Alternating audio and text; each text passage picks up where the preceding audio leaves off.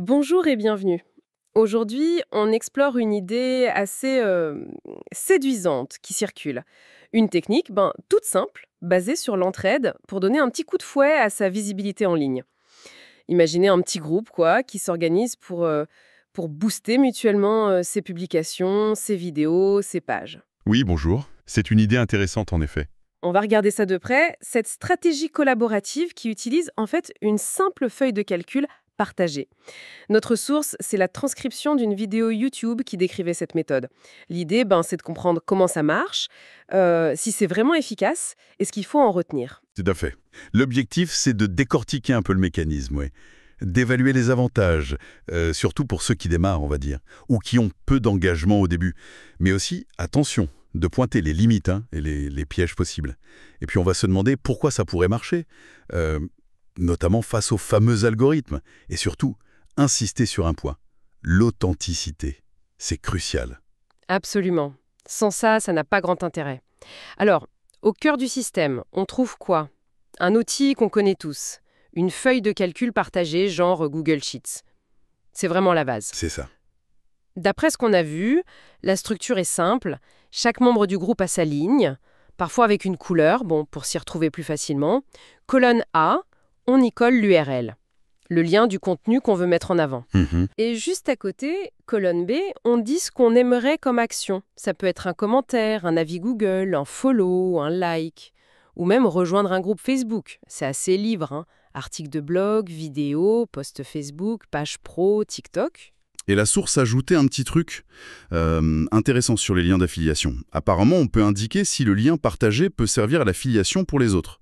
Par exemple, pour System.io, TPE, des plateformes connues. Si les autres membres cliquent et s'inscrivent via leur propre lien affilié, ça peut peut-être motiver un peu plus sur la durée, quoi. Un petit gain potentiel partagé. Ah oui, c'est pas bête ça. Et il y avait aussi cette histoire de case à cocher pour que chacun puisse suivre un peu ce qu'il a fait pour les autres. Mais c'était présenté comme optionnel, hein. Pas de flicage, plus basé sur la bonne volonté. C'est ça. L'idée de base est l'entraide pour la visibilité. C'est un engagement moral, on va dire. Chaque membre va voir les liens des autres et interagit. Idéalement comme demandé, mais si c'est pas possible, au moins d'une façon pertinente. D'accord. Les bénéfices qu'on espère, c'est clair et net. Plus d'interactions. Des likes, ok, mais surtout des commentaires, des vues complètes de vidéos, des partages, des abos, des avis. Et ce qui est intéressant, c'est que même un petit groupe, disons 6 ou 10 personnes, ça peut déjà avoir un impact, surtout au début. Quelques interactions, ça peut suffire à amorcer la pompe, comme on dit. Oui, et il y avait un exemple assez frappant dans la source pour illustrer ça. Une personne, sa page Facebook stagnait genre 12 j'aime depuis 2 ans. Et après une seule session d'entraide où les autres ont utilisé la fonction «inviter des amis», tu sais, les 3 petits points sur la page qui permettent de suggérer la page à tes contacts, eh bien sa page a dépassé les 100 likes très vite. Ah oui, ça c'est concret. Et apparemment, ce seuil de 100 likes, ça lui a même débloqué des outils d'analyse sur Facebook. Donc, un vrai coup de pouce. C'est une bonne illustration, oui. Maintenant, parlons un peu des actions demandées et de ce fameux point, l'authenticité. La source insiste bien, il faut préciser l'action prioritaire qu'on souhaite, parce qu'un commentaire pertinent, ça a souvent plus de poids qu'un simple like pour l'algorithme, tu vois. Oui, c'est logique. Et il y avait un cas un peu délicat. C'était la demande d'avis. Par exemple, pour une fiche Google My Business. Là, on se pose la question, comment laisser un avis sincère si on n'a jamais testé le service ou le produit? Ben voilà, excellente question. Et là, il faut être hyper clair. Laisser de faux avis, c'est une très très mauvaise idée, vraiment. D'ailleurs, la source suggérait une piste pour ça. Si un membre veut des avis, mettons un coach, il pourrait proposer une petite session découverte gratuite aux autres membres du groupe avant de demander un avis. Comme ça, l'avis serait basé sur une vraie expérience, même courte. Mhm. Le lien pour réserver cette session pourrait être mis dans la feuille à la place ou en plus du lien vers la fiche Google. C'est une approche beaucoup plus saine, oui. Il faut vraiment marteler ce point. Les faux avis, non seulement ça sert à rien sur le long terme, mais c'est risqué. Google et les autres sont de plus en plus forts pour les détecter. Ils analysent la localisation, les habitudes de la personne qui écrit, les liens entre les comptes. Un faux avis, ça peut être supprimé et pire, ça peut pénaliser la fiche. Donc le but de l'entraide, c'est surtout pas de générer du faux. Jamais. D'accord, c'est très clair. Donc si l'action demandée semble inapproprié ou pas honnête, on fait autre chose. On peut laisser un commentaire sincère si le contenu nous parle, un like si on aime bien, regarder la vidéo en entier, ça c'est super important pour YouTube ou Facebook, le temps de visionnage, ou s'abonner si le sujet nous botte vraiment. L'authenticité d'abord. Mais au fait, pourquoi c'est si important ces interactions? C'est quoi l'impact réel sur la visibilité? Ah bah, c'est là que les algorithmes entrent en jeu, que ce soit Facebook, YouTube, Google. Peu importe, ces systèmes, ils analysent tout le temps comment les gens interagissent avec les contenus. Les commentaires, les likes, les partages et surtout, oui, le temps passé dessus, le fameux watch time, tout ça, c'est interprété comme des signaux d'intérêt, de qualité. Ok. Plus un contenu reçoit des signaux positifs et surtout rapidement après sa publication, plus l'algorithme va se dire « tiens, ça plaît » et il va le montrer à plus de monde. Au-delà du petit groupe d'entraide. C'est l'effet boule de neige qu'on cherche. Un petit coup de pouce au début peut déclencher une portée organique bien plus grande. Et le but final, c'est plus de visibilité et potentiellement plus de prospects de clients. La source par les mêmes, bon, c'est peut-être un peu optimiste, mais de 100 vues qui pourraient générer une vente. Intéressant cet effet d'amorçage. La source donnait aussi quelques astuces techniques assez pratiques.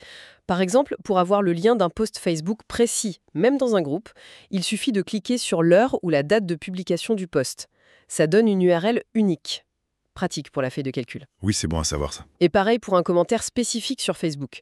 On clique sur l'heure du commentaire et hop, on a le lien direct. Ça peut être utile si on veut renvoyer vers une réponse précise.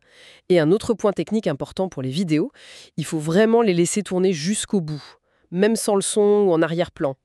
Parce que cliquer like et fermer tout de suite, c'est un très mauvais signal pour l'algo. Ça veut dire bof, pas intéressant. Tout à fait. Ce sont de bons rappels, ça. Mais revenons à la stratégie de groupe elle-même. Comme toute initiative collective, elle a ses faiblesses. La source en pointait deux principales. La première, c'est le risque que ça s'essouffle. Si personne n'anime un peu, si on relance pas régulièrement par exemple avec un petit point hebdo, la motivation peut retomber. Oui, le soufflet qui retombe. Voilà. Et le deuxième défi, c'est le grand classique, la réciprocité. Le risque que certains membres participent moins, ou plus du tout. Et là, si ceux qui jouent le jeu ont l'impression de donner sans recevoir, ils peuvent se décourager aussi. C'est un cercle vicieux. Le problème du passager clandestin, en quelque sorte. Exactement. La suggestion donnée, c'était de pas trop se focaliser sur ceux qui ne font rien, mais plutôt de valoriser ceux qui participent. Quelques actions, c'est toujours mieux que rien du tout. D'accord. Et au-delà de cette méthode de la feuille de calcul, la discussion source touchait d'autres points liés à la visibilité. Il y avait cette idée sur l'influence dans les groupes Facebook. Ah oui, c'était intéressant ça. L'idée que pour se faire remarquer, la meilleure façon n'est pas forcément de poster son propre truc tout le temps, mais plutôt de commenter. Commenter souvent et surtout commenter de façon pertinente les posts des autres. Apporter de la valeur dans les commentaires. Ah oui. L'animateur de la vidéo racontait qu'il était devenu contributeur star dans un groupe sur System.io, surtout grâce à la qualité et la fréquence de ses réponses. Apparemment, Facebook met en avant les commentaires des membres les plus utiles. Ça donne une visibilité indirecte, mais très crédible. C'est malin, ça. Et puis la conversation avait un peu dévié sur l'optimisation Google My Business, GMB, la fiche entreprise sur Google, quoi. Oui, brièvement. Quelques astuces étaient mentionnées. Une, assez surprenante.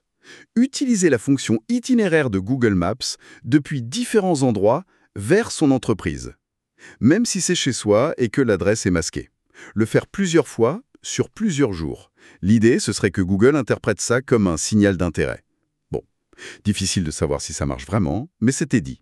C'est original comme tactique. Il y avait aussi des conseils plus classiques pour GMB, non? Oui, bien sûr. Pensez à mettre des liens vers sa fiche GMB depuis ses articles de blog. Ça, c'est pour le maillage. Bien détailler ses services, par exemple si on fait de la téléconsultation, le préciser. Et rappeler qu'on peut créer une fiche sans afficher son adresse publiquement. Ça, c'est essentiel pour beaucoup d'activités en ligne ou à domicile. D'accord. Et puis alors, il y a eu cette fameuse digression sur le coût des chats. Ah oui, le fameux débat. C'était un moment assez animé. L'animateur a lancé une estimation, genre 400 € par mois pour un chat en France. Et là, réaction immédiate, débat passionné sur les vrais coûts.